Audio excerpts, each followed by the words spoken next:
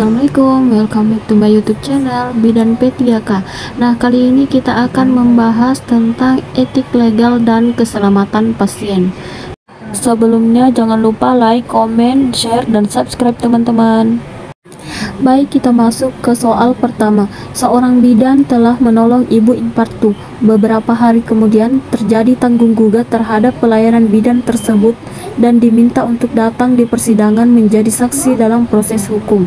Apakah penerapan etika dalam pelayanan kebidanan dalam kasus tersebut? A. Fidelity, B. Beneficence, C. Autonomy, D. Veracity, E. Confidentiality. Nah, kira-kira yang mana nih teman-teman jawabannya? Boleh tulis di kolom komentar ya teman-teman. Nah, kalau udah langsung saja kita bahas. Jadi ada 7 prinsip etik yang harus ditaati oleh tenaga kesehatan. Yang pertama yaitu otonomi atau respect for person atau menghormati hak pasien. Kedua yaitu beneficence atau melakukan yang terbaik bagi pasien. 3. Non-maleficence atau tidak merugikan pasien. 4. Justice atau adil. 5. Veracity atau kejujuran. 6. Fidelity atau tepat janji. Ketujuh, confidentiality atau menjaga kerahasiaan. Nah, dari soal ini kata kuncinya adalah bidan tersebut diminta untuk datang ke persidangan untuk menjadi saksi dalam proses hukum. Jadi penerapan etik yang harus diterapkan oleh bidan ini adalah opsi D, veracity atau kejujuran. Nah, ini ada tabel etik lengkap dengan definisi dan contohnya. Yang pertama yaitu otonomi atau respect for person atau menghormati hak pasien. Definisinya, bidan harus menghargai hak-hak pasien, terutama hak untuk mengambil keputusan untuk dirinya. Misalnya, melakukan informed choice atau informed consent sebelum melakukan tindakan. Yang kedua yaitu beneficence atau melakukan yang terbaik bagi pasien. Definisinya, bidan memiliki kewajiban moral untuk melakukan suatu tindakan demi kebaikan atau kemanfaatan bagi orang lain atau pasien. Misalnya, melakukan episiotomi jika ada indikasi medis. Jadi beneficence ini lebih ke melakukan yang terbaik untuk pasien. Kemudian yang ketiga yaitu non-maleficence atau tidak merugikan pasien.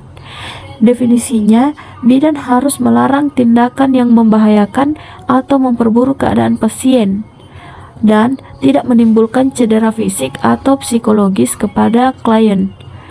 Contohnya, jika klien menolak ber-KB, maka berikan penjelasan risiko dan manfaat KB. Contoh lain, jika klien menolak untuk dirujuk padahal sudah tidak bisa ditindaki di puskesmas dan membahayakan nyawa pasien, maka bidan tersebut harus memberikan penjelasan risiko kepada pasien dan keluarganya. Selanjutnya, justice atau adil.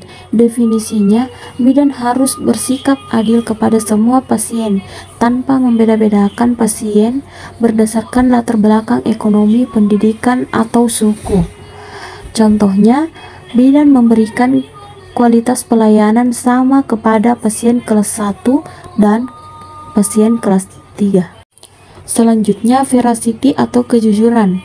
Jadi, bidan harus jujur kepada pasien dan keluarga tentang segala sesuatu yang berhubungan dengan keadaan dirinya selama ia menjalani perawatan. Misalnya, bidan memberikan informasi tentang risiko dari tindakan SC sebelum masa pra-SC. Seperti halnya dengan soal tadi bahwa jika bidan diminta untuk hadir dalam persidangan, maka bidan harus menerapkan etik kejujuran ini. Nah, selanjutnya fidelity atau tepat janji. Bidan harus menghargai janji dan komitmennya terhadap orang lain serta menaati kode etik yang dimiliki. Misalnya, bidan menjaga kode etik untuk tidak mempromosikan susu formula meskipun diberi iming-iming bonus oleh produsen susu formula. Kemudian, confidentiality atau menjaga kerahasiaan. Bidan harus menjaga kerahasiaan dan privasi klien. Diskusi tentang klien di luar area pelayanan, menyampaikan kepada teman atau keluarga tentang klien juga harus dihindari. Misalnya, bidan tidak membuka identitas anak tetangga yang hamil di luar nikah dan memeriksakan diri di bidang meskipun ditanya oleh suaminya. Nah, sampai di sini sudah paham kan teman-teman bagaimana prinsip etik yang harus ditaati oleh bidan? Saya rasa ini sudah cukup jelas karena sudah ada beberapa contoh. Semoga bisa benar-benar dipahami dan bisa dihafal ya teman-teman, karena pengalaman dari tahun lalu soal SKB maupun P3K ada muncul 1 atau 2 soal teman-teman. Jadi sebisa mungkin harus benar-benar dipahami. Oh iya, bukan hanya di soal P3K atau SKB bidan, tapi juga di Ukom. Kalau di Ukom tahun ini, tahun 2024 sudah berapa kali Ukom ada soal, kalau tidak salah 3 atau 4 soal yang soal prinsip etik yang seperti ini. Jadi kalau kita sudah kuasai akan terasa mudah untuk menjawabnya teman-teman. Oke, kita ke soal berikutnya. Seorang wanita usia 49 tahun datang ke BPM mengeluh haid sangat banyak. Hasil anamnesis, nyeri perut saat haid. Haid tidak kunjung berhenti sejak 10 hari yang lalu. Hasil pemeriksaan, teraba massa pada uterus, padat dan berbenjol-benjol. Kemudian bidan melakukan KIE dan merujuk ke rumah sakit. Kewajiban apakah yang telah dilaksanakan bidan pada kasus tersebut? A. Kewajiban terhadap tugasnya. B. Kewajiban terhadap profesinya. C. Kewajiban terhadap diri sendiri. D. Kewajiban terhadap pemerintah. E. Kewajiban terhadap klien dan masyarakat. Nah, pada soal ini kira-kira jawabannya yang mana nih teman-teman? Nah, kita lihat kata kuncinya. Usia wanita tersebut sudah 49 tahun. Keluhannya haidnya yang sangat banyak dan lama, sudah 10 hari. Kemudian nyeri perut juga saat haid. Hasil pemeriksaannya itu teraba massa pada uterus, padat dan berbenjol-benjol. Dan posisinya ibu itu datang ke BPM. Jadi sudah sepantasnya kita langsung saja memberikan KIE untuk merujuk ke rumah sakit. Karena sudah bukan wewenangnya kita sebagai bidan di BPM untuk memberi asuhan kepada pasien tersebut. Jadi jika pertanyaannya bahwa tindakan awal apa yang bisa dilakukan oleh bidan, ya tentu saja kita harus merujuk karena posisinya kita ada di BPM. Kecuali kalau posisinya di rumah sakit, tindakan awalnya itu adalah kolaborasi dengan dokter spesialis. Tapi pertanyaan dari soal ini adalah kewajiban yang seperti apa? Apakah kewajiban terhadap profesinya, kewajiban terhadap pasien, kewajiban terhadap tugasnya? Nah, tentu saja ini merupakan contoh dari kewajiban terhadap tugas ya teman-teman. Nah, kita lihat pembahasannya. Kewajiban bidan terhadap tugasnya ada beberapa.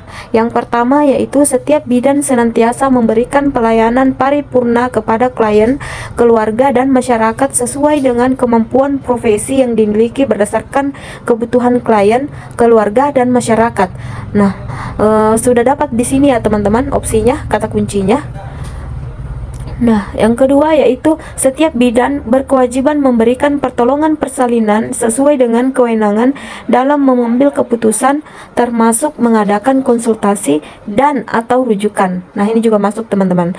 Kemudian yang ketiga yaitu setiap bidan harus menjamin kerahasiaan keterangan yang didapat dan atau dipercayakan kepadanya, kecuali jika diminta untuk pengadilan atau diperlukan sehubungan dengan kepentingan klien. Jadi opsi yang ketiga ini lebih merujuk kepada soal yang pertama ya teman-teman.